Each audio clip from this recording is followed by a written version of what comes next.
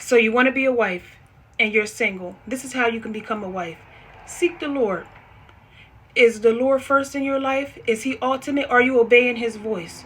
Or are you disobedient? How can he give you something big if you can't even handle the small things that he's giving you? If your mind is all over the place and you're single, how are you supposed to give your husband direction or help him in a marriage because you're supposed to be a helpmeet? These are the things that a lot of people are skipping and bypassing. This is what God wants us as women to understand. This man, when he's finding us, he's finding his wife. He's finding a good thing. A good thing is somebody who has vision, somebody who has sight and knowledge and understanding. Okay? Because we are what? We are wise virgins. We have extra oil in our lamps. To have extra oil in our lamps means that we are prepared. We're not like skipping past the preparation process. You know, anybody who's prepared has all their ducks in order.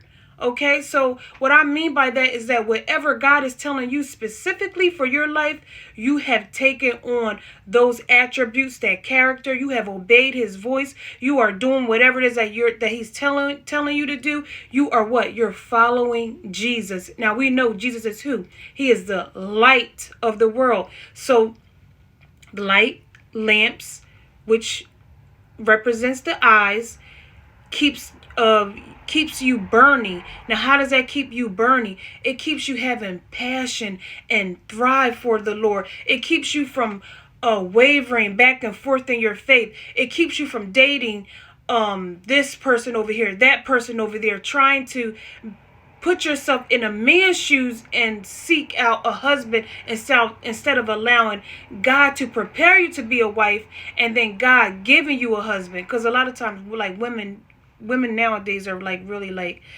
trying to find the husband for themselves when they need to just find God, because he who finds God finds life. Okay, so God told me to tell everybody that you have to have vision. You have to have sight. You don't want to be blind. Like right now, if I'm in darkness and I can't see, I don't know which direction I'm going in. And there's too many women out there who are blind and they can't see and they don't know what God wants for their life because they're not obeying God. You have to get your emotions in check by obeying God. Stop putting your personal feelings and what the world tells you, oh, my biological clock is ticking or this and that, and you're using those things to ruin what God is trying to do inside of you. Okay, so crucify your flesh, all right, and be that wise virgin that God has called you to be.